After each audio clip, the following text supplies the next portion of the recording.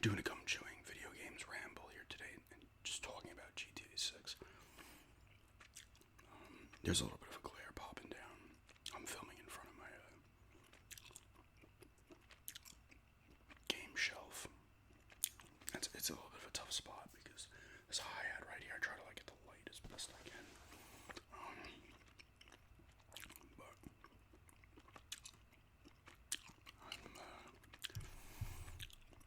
But I'm gonna ramble about kind of what I've been playing and stuff.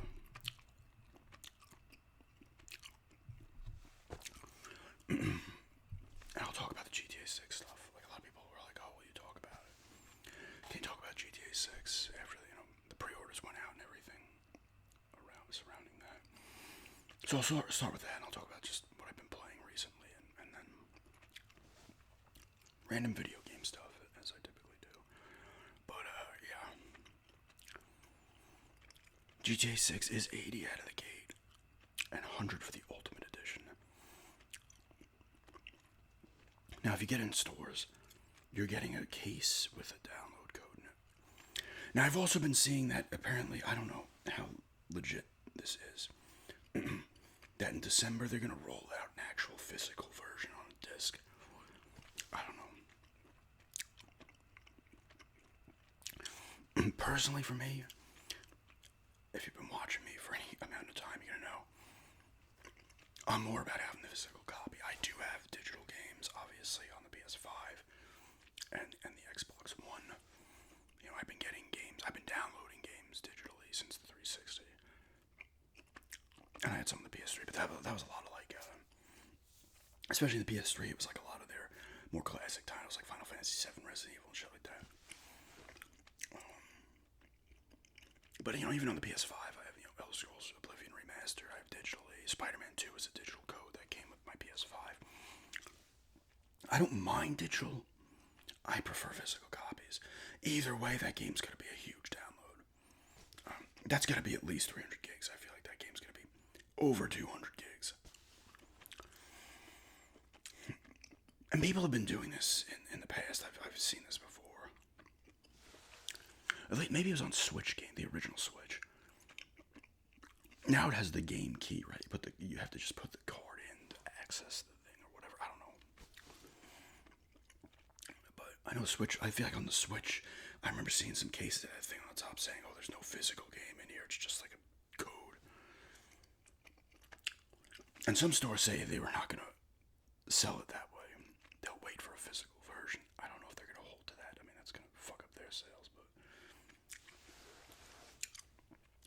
some people are pissed. I'm not necessarily pissed. Of course, you're more concerned where if this and it's gonna sell like crazy. I think it's already the pre-orders have to be through the roof already worldwide. I don't know what it is, but I'm sure it's a shit ton. Other companies, bigger companies, might be like, okay, we're just gonna do it this way from now on. You can save on producing discs, I guess.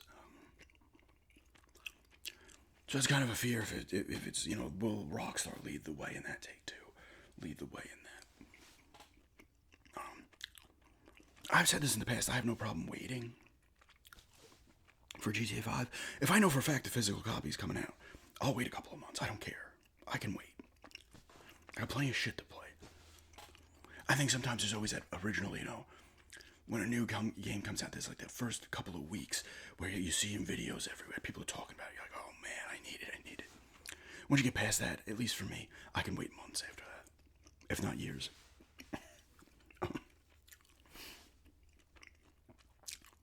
I don't think they've released a gameplay trailer of it, have they? Which is nuts if they haven't. I don't think they have. Just straight up gameplay trailer and you have a pre-order in stock. I mean, they must be confident. It's not going to be... It's not like, from a technical standpoint, that game's going to be incredible. It's not going to be a bad game. You're not going to be like, oh my god, this is janky. That doesn't work. This sucks. It's not going to be like that. From a technical standpoint, it's not going to be like that. I don't know about the story and all that other shit, but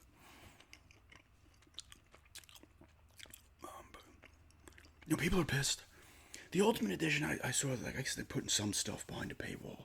I guess, certain shops you might not be able to get in unless you have this Ultimate Edition. Whatever. I'm sure there's going to be a shit ton to do in that game to where that's not going to be a problem. And I was looking at the stuff they're giving you for $100, and it was like a ton of extra stuff. Obviously, you get the $80 game, you're playing it. It's not like you can't. I would assume it's not like, oh, you've reached a point where you can't do anything anymore unless you spend another $20.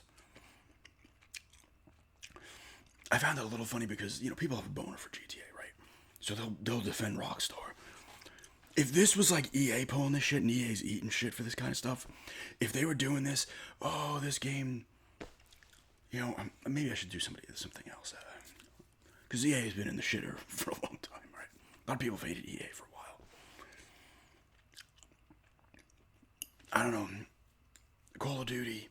If the new Elder Scrolls was, maybe they'd actually get a little bit of leeway too, probably. But if, like, say it was a new Call of Duty, all of a sudden it's just digital. I feel like Activision, and now Microsoft bought them, right? They did buy them, right? They would get more grief. Like Rockstar, there you have a lot of people defending them. There's a lot of people hating on it too, but a lot of people are defending Rockstar because, but if it was another company they didn't like, they'd be shitting all over it. But they're going to give Rockstar and GTA a little leeway, a little grace on there, right? Me, I'm going to be like, I prefer physical. Yeah, okay, if stuff's locked behind a thing, you can't go in certain areas. Or shops, whatever. It doesn't bother me that much, I want a physical copy, so I will wait. The second I know what's coming out, like I didn't pre-order it. I didn't put a pre-order down. Like I said, I can wait. I get past those first couple of weeks of that initial excitement, everybody blowing their load over it, and being like, "Oh my God, look at this! Oh, you can do this and that." I'll stop giving a shit, and then I could wait pretty much an extended period. I obviously want to play it. I love the GTA games. It's not like I'm like, oh, I don't want to play. I'm not getting it. If it only ends up digital, I will still get it at some point. But I will absolutely be like, all right, I'm going to wait a little bit. I wouldn't not buy it. But of course, like people say, oh, they can take this shit down whenever they want. They can take features away. You see this with Sony does this shit a lot. With the movies that you have downloaded. They'll be like, oh, license agreements went up. Your game, your movie's gone. Now, I doubt they're refunding you. Now, you have to do? You have to get that game. Those movies, you got to get that shit on an external hard drive. Play that shit elsewhere. Do this. That's what a lot of people are going to do, and I think, at least with movies. I don't know if but they'll just take that shit away. All of a sudden, like, it's happened with games, too, I believe. Where agreements come up, and your shit's gone. Whoops, like, now are they refunding you? I don't know. I've never had this happen to me. If anyone's had this happen, I doubt it. They probably this is. I guarantee you, when you buy digitally, it's in the license, the agreement you check off and sign with them digitally. Is you can lose this at any point. It's a guarantee it's in there. If agreements are up, you lose your shit. You're not getting your money back. So yes, and then people will say, well, if buying isn't owning, piracy isn't stealing. I see that a lot now. Buying my physical copies, I just do. Now, with the one game to pull this with, if they literally were just like, there is no physical copy coming, it would be GTA, because it's fucking huge. And it's been 100 years since the last one's come out. It's been 13 years. This is going to be 13 years from the original version on the PS3 and the 360. 13 years. Of course, they re-released it 80 times over another on the Xbox One, the PS4, the PS5, the Series X. But you can get away with it here because so many people love GTA. They're willing, your biases or whatever get in the way. It's with people you like too. This goes with anything: athletes, politicians, celebrities. If you like them enough and they got you, you're gonna give them, you're gonna have a bias towards them. So you're gonna be a little more lenient towards them. Me personally, the only thing I like better than I see other people's heroes that they put all their mind into and their sock and their mind, body, and soul into come out as fucked up and they've done something fucked up. The only thing I like more than that is if I put anyone on a pedestal and they got knocked down, I'm like, good, because that's what I get for putting 100% of my faith behind any mortal. Like, get out of here with that shit, Unless they're literally your family or your loved ones and shit like that, your friends. And that's the thing, though. Even with your friends and shit, you can believe. In fact, you'll probably actually give your family and friends the tough love and the criticism more so than strangers. I feel, depending. But anyway, GTA 6. Did I say 6 in the beginning? 5's been out so long. It's the only one. It looks awesome from the gameplay. I should say the trailers I've seen. Like I said, there has not been a gameplay trailer, right? Maybe there has been today, or by the time this video goes up. I don't know. What do you guys think of that? Let me know. I'll get it digital. Like, I won't be like, I'm not buying it because it's going to be hard for me to do that. Now, I might wait a year down the line because I'm just like, I don't feel like playing it right now. You got to make a commitment to a game like GTA. It's going to be a freaking 200-hour game, if not longer, you know, in terms of wanting to do everything. So you have to be committed to this shit. But I would still get it if it was just digital. I prefer physical 100% of the time. You see the games behind me and you can't see all of them. It goes further down and up. The PS5 and the Switch and stuff's up there. And NES and shit. I like my physical stuff. But I wouldn't be like, I'm not buying it. Because I'm going to want to play it. But I understand, I know in going in, understand these companies could pull some shit. So. But yeah, that's GTA 6. I'm sure, I don't know, I'm sure it's in the 25, 30 million pre-orders. I could look it up, I don't feel like it. Somebody let me know how many pre-orders there were on that shit. The physical game case and with the code in it is fucking stupid. Because why would you just produce the case at that point? Because do they think it's some kind of weird middle ground? Oh, I have the physical copy. I have the physical case. I don't have the game. Nobody cares about the fucking case. Unless you're like a fake shelf collector and all these games behind me are just empty. And I'm doing it for the look. It's kind of a waste of their money on that point. You might as well just wait. I do think there'll be a physical copy a little bit after the digital one comes out, but we'll see. But anyway, what I've been playing. First Light, I did the gameplay. That's all I've played of it so far. I want to kind of dig more into this when I get back from New York. I don't want to kind of be like, oh, really get into it and then be like, ah, shit, I can't play it for like 5 days now. But obviously, I enjoyed what I did for the gameplay. It's cool. It's fun. I'm going to obviously put a lot more time into this when I get back.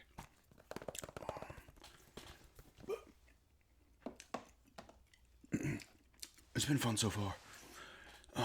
Even though it's just that beginning part, but I enjoyed it.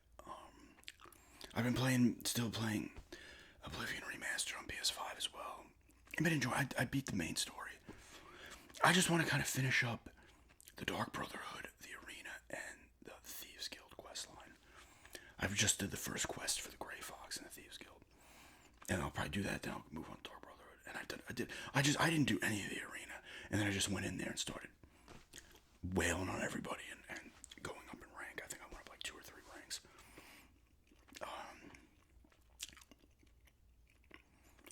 It's still fun for me.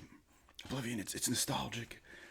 You know, it looks much better than the original, but it still has its bugs, and it's just Elder Scrolls, ridiculous crap, weird glitches, and all types of other stupid shit.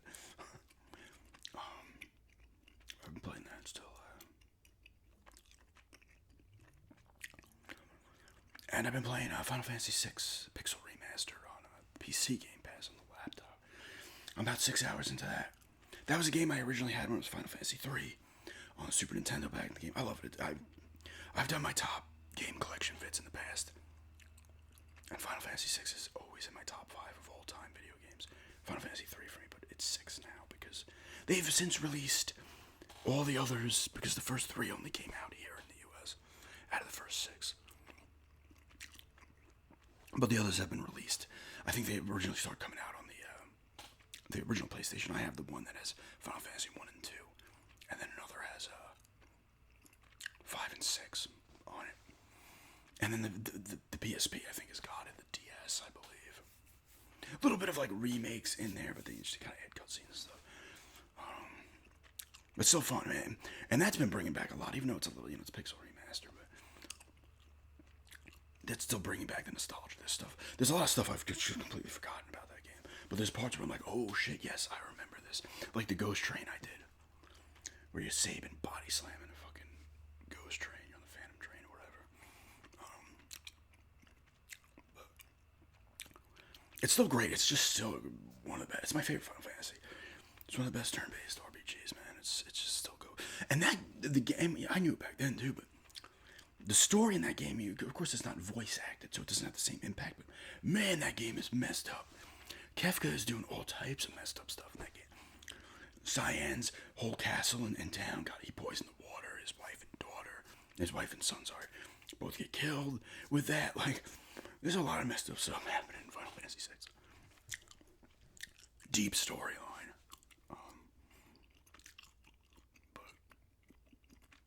But I've been enjoying playing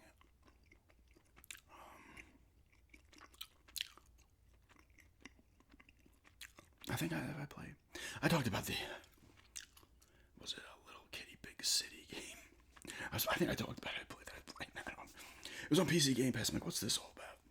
It was like a really just light-hearted, wholesome little game.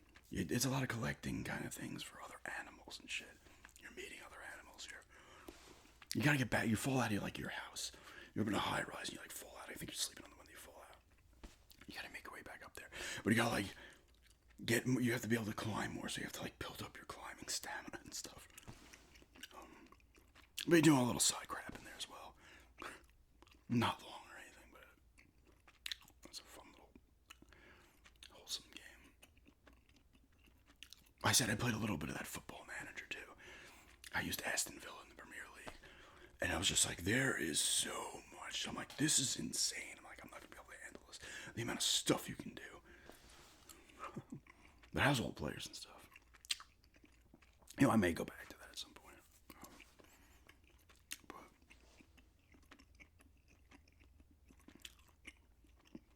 yes, I want to sink back into First Light when I get home, and I'm bringing Resident Evil Requiem up for my friend to borrow, because I'm like, I can bring it up there for you. He's coming down here in August. I'm like, if you beat it by then, fine. If not, next time I'm up there, you're down here, you can bring it back. The thing is, I have no desire to immediately jump back into playing that through again. Like I've said in the past, I'm typically not like that with games. I rarely beat a game and immediately want to restart it.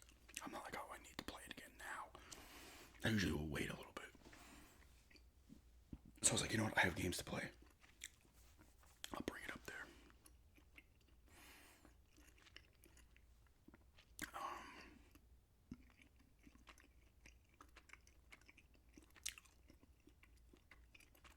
So that will be fun. I gotta do it. I'm gonna end up probably doing a video game stores roleplay here. It'll be put up in early July when I'm in New York. I still want to do the garage sale roleplay, but I'm just like, you know what? Do video game store first. Well, the video game store roleplay might be up before this video goes up. I don't know. Probably not, but it might.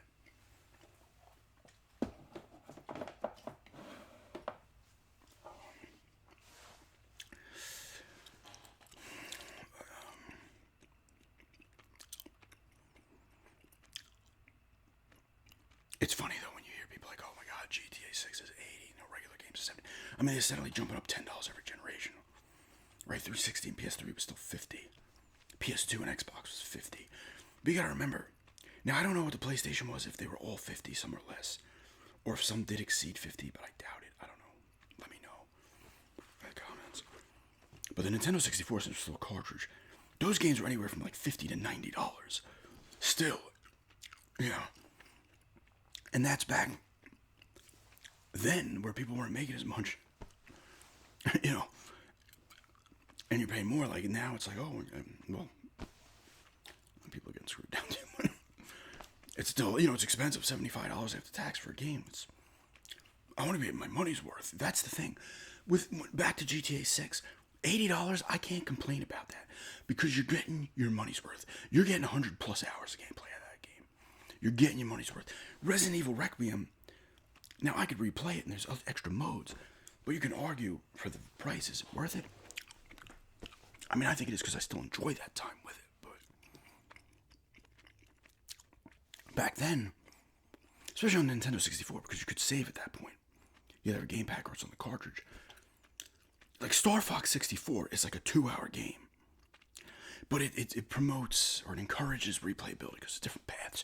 You're trying to beat your own score. I used to play that game all the time.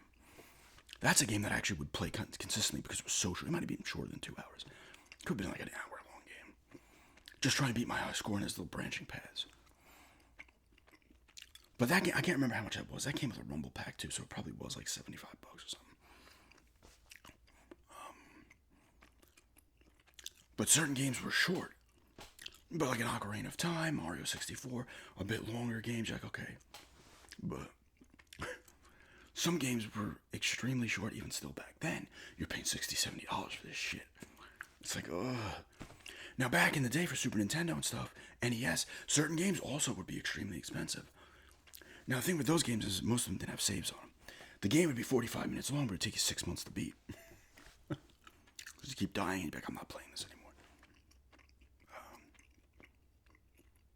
A lot of people would keep their systems on overnight and stuff to get back into it. I think there was the trick in SimCity on the Super Nintendo, where if you like left your system on overnight, the money keeps adding up or something. You can end up with a shit ton of money. I think it was that. I can't remember the whole thing.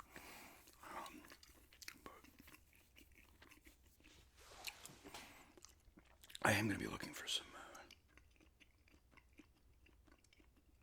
Japanese Nintendo 64 games when I go up at Book Off when I'm in New York, because I want to see what they have. I'm curious to see like their, because they have them there. I looked at them like very briefly, but I was more interested in the Super Famicom stuff because I didn't realize you can just unscrew the back of a Japanese Nintendo 64 game, pop a NTSC back on it, pop it right into your thing, right into Nintendo 64. But it's fine.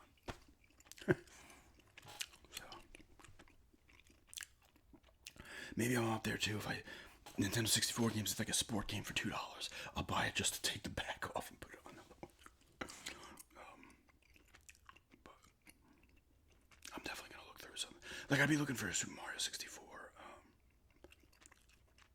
Like a lot of Nintendo 64 games are not overly priced. There are ones for NTSC. There are ones that are, but like even like an F-Zero, $35. Mario's about $35. Mario 64, but if it's like $15, Japanese version, I'll buy it. If it's like 25, it's like, well, no. The price difference isn't enough for me. I'll probably look for a couple. It depends on how much they are. If they're under $10 for some of them, I'll grab them. And I'll pop a look at the Super Famicom again as well. Because I have a ton in like these drawers. I'm like pulling them out, going through all of them. I'm there for like a half an hour going through these fucking games. But that'll be nice. It's a cool store. I've talked about it in the past. And obviously I'll be doing. I'm hoping to get Blu-rays. I have like 8 or 10, 12 Blu-rays on my notepad on my phone. Or I'm gonna try to get half of them if I get them for cheap there. And I'll do a pickup video on whatever I end up getting.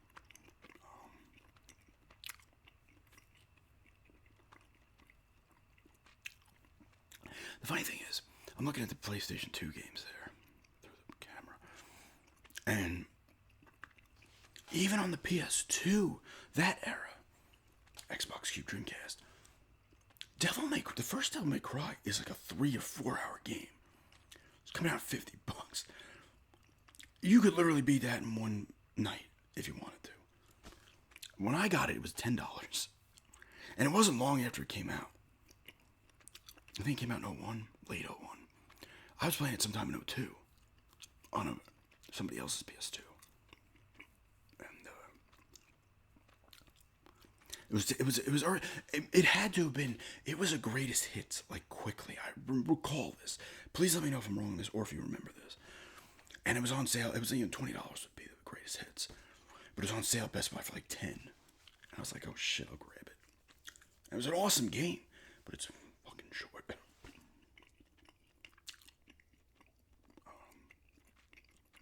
But there were short games even during that generation. Let's be honest.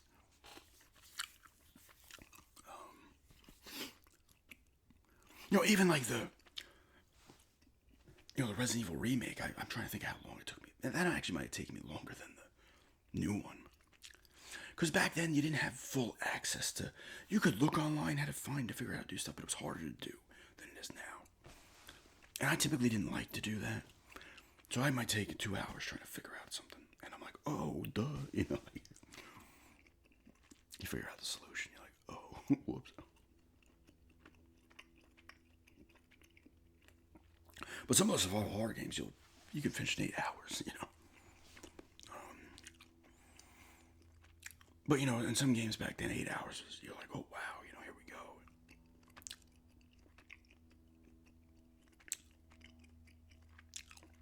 The problem is if you're super into a game, you just want to keep playing it. If you have the time to do it, you're gonna want to keep playing it, and it's gonna go that much quicker. The funny thing about video games is, like, say you get a game like Halo 2, for example, was not long, and I had it on. It goes. There's an easy, normal, heroic, and legendary. I think I had an heroic because I wanted to be tougher, and it still was pretty short. I remember my friends giving me shit because they didn't have Xboxes, and I want to say GTA San Andreas came out around the same time, maybe a little before or after. And I'm like, yeah, it was like 3 days after I got it. I'm like, I'd be like, are you kidding me? GTA San Andreas is like 100 hours.